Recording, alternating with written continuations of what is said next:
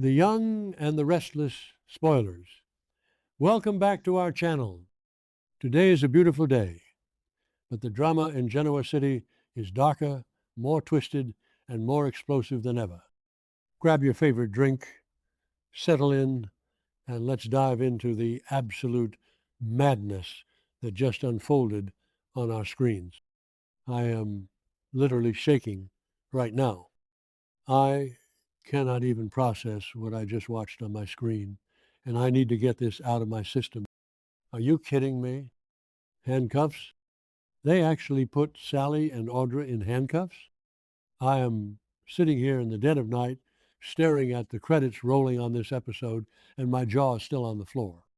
I am so unbelievably furious, frustrated, and entirely hooked, all at the same time. We need to talk about this immediately because I feel like I am losing my mind. Let us back up for a second, because the sheer audacity of Victor Newman has reached a level that I didn't even think was possible. And I have been watching this show religiously since 2015. Sally and Audra, two women who have been through absolute hell and back, decided to be the bigger people. They walked right into the lion's den. They went to Victor's office, swallowed their pride, and tried to call a truce. They wanted to end this ridiculous, toxic war that Victor's been waging against them. What does the great Victor Newman do? He sits there behind his massive desk, looking at them like they're dirt on his shoe, and flat out refuses.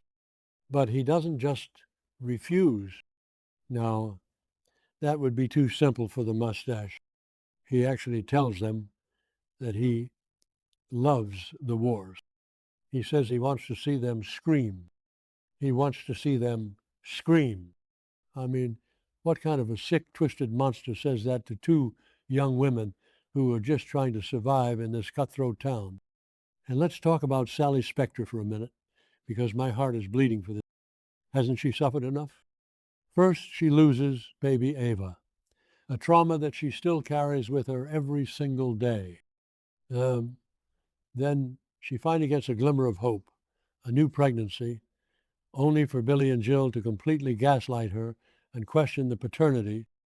That toxic environment pushed her to flee in a blinding rainstorm, crash her car, and suffer another devastating miscarriage.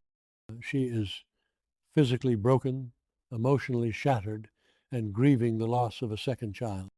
She is barely holding it together. And Victor knows this. He knows she is at her lowest possible point. But instead of showing a single ounce of human decency or mercy, he wants to crush her. He wants to hear her scream. It makes me sick to my stomach. But then there is Audra. Can we just take a moment to appreciate Audra Charles? I know some people are still on the fence about her because of her ruthless past. But personally, I am entirely here for this new version of her. She has stepped up as Sally's rock. She knows what it's like to lose a baby, having gone through her own secret miscarriage with Noah years ago. She didn't let Sally walk into Newman Enterprises alone. She stood right by her side, facing down the most powerful man in Genoa City. The character growth is phenomenal. I love this friendship so much. Wait, I'm getting ahead of myself. Okay, back to the point. The confrontation in the office. So Victor is sitting there, gloating, practically salivating over the idea of destroying Sally and Audra's lives for his own amusement. The tension in that room was so thick you could cut it with a knife. You could see the exhaustion on Sally's face, the desperate plea for just a moment of peace, and Victor was just eating it up. He thrives on this power dynamic. He always has. Remember when he tried this exact same intimidation tactic with Nick? Or when he framed Phyllis without AI evidence just to protect his own interests? Yeah, it didn't work then, and it's not going to work now. And just when I thought I was going to throw my remote at the television, The door opens. Enter Nikki Newman. Listen, I have had my issues with Nikki over the years, but in this moment she was an absolute queen. She walks into that office, takes one look at the situation, and completely reads Victor for filth. She warns him, right in front of Sally and Audra, that if he doesn't stop these senseless, petty wars, she is not coming back to him.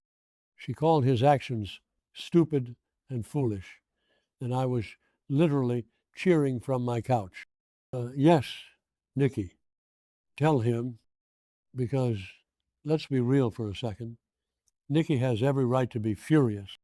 She doesn't even know the half of what Victor has been doing to her.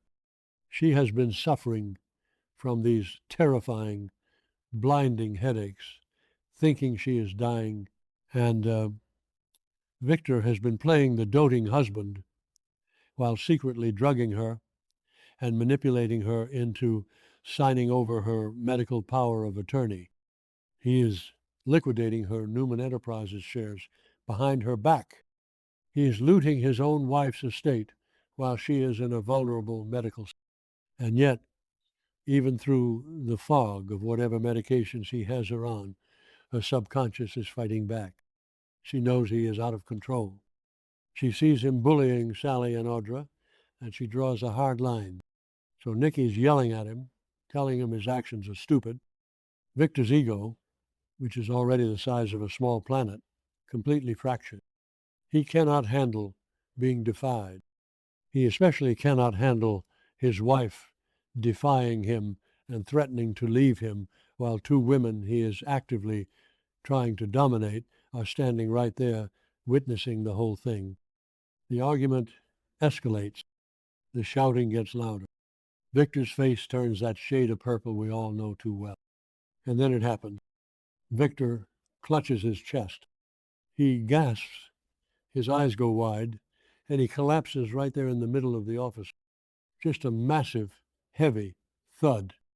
Am I the only one who immediately rolled their eyes? Because my first thought was, here we go again. I mean, how many times has Victor Newman faked a medical emergency to get out of a corner or to manipulate his family?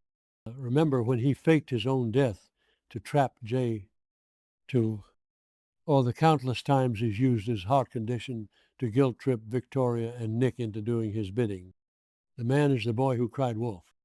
Part of me is entirely convinced that he faked a stroke or heart attack or whatever it is just to stop Nikki from walking out that door. But then again, maybe it's real, because he looked genuinely terrible. And if it is real, well, karma is a mirror, isn't it? You spend your entire life causing pain, manipulating your loved ones, framing innocent people, and pushing grieving women to the brink of insanity. Eventually, your heart is going to give out. But the absolute worst part of the episode, the part that has me typing furiously at 2 a.m., is what happened next. The police arrive, and can we just talk about the Genoa City Police Department for a second? Because they are the most incompetent, ridiculous police force in the history of television. How did they even get there so fast? Did Victor press a silent panic button under his desk before he fell? Did the security guards call them? Who knows? But the cops burst into the CEO office. They see Victor on the floor. They see Nikki panicking. And what do? They arrest Sally and Audra. I am sorry. But what? They immediately slap handcuffs on these two women who were literally just standing there. They didn't touch him. They didn't attack him. They came to ask for a truce. He screamed at them. His wife yelled at him, and his heart gave out. How on earth is that assault or attempted murder or whatever bogus charge the GCPD is going to dream up? It makes me so incredibly angry. Sally is standing there in handcuffs, looking absolutely terrified. She just lost a baby. She is grieving. She is weak, and now she is being hauled off to a jail cell because Victor Newman can't handle his own blood pressure. It is the most unjust, infuriating thing I have ever seen on this. And it makes me wonder, is this a setup? Did Victor plan this? Did he know his heart was acting up and deliberately provoked an argument with them so he could frame them if he collapsed? It sounds crazy, but this is Victor Newman we are talking about. He just framed Phyllis with AI-generated emails. He let Christine Blair get arrested in a courtroom just to protect his own assets. Framing Sally and Audra for attempted murder or assault would be entirely on brand for him. I know some people in the forums are going to be crying about poor Victor, saying he's a legend and doesn't deserve this. I know some fans are loving this ruthless Victor era, but personally, I am so over it. I am sick and tired of watching him destroy people's lives and get away with it. He is a bully. And right now, my heart is entirely with Sally and Audra. What is going to happen next? I'm dreading Monday's episode, but I also cannot wait to see it. Are they going to be locked up? Is Billy going to find out and suddenly feel a shred of guilt for what he did to Sally, or is he going to leave her rotting in a cell? And what about Nikki? Is she going to blame Sally and Audra for Victor's collapse, or is she going to realize that Victor brought this entirely on himself? If Nikki turns on them after she just defended them, I am going to scream. Let's not forget the rest of the canvas. While Victor is having a heart attack over a petty business war, his son Nick just survived a horrific drug-induced car crash because of Matt Clark. Adam is dealing with Matt's fake amnesia. Diane is literally being held hostage in a padded room by a corrupt doctor, and Jack is being blackmailed by Patty Williams.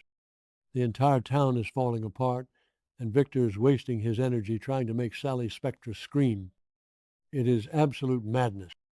I need to know what you guys think, because I am spinning right now. Do you think Victor is faking it? Do you think the cops are on Victor's payroll and this was a trap? And please tell me someone is going to bail Sally and Audra out, because I cannot handle seeing them in orange jumpsuits. I am going to try to get some sleep, but let's be honest, I'm going to be dreaming about how to break Sally out of the GCPD holding cell. Let me know your thoughts, and I will see you all in the next update.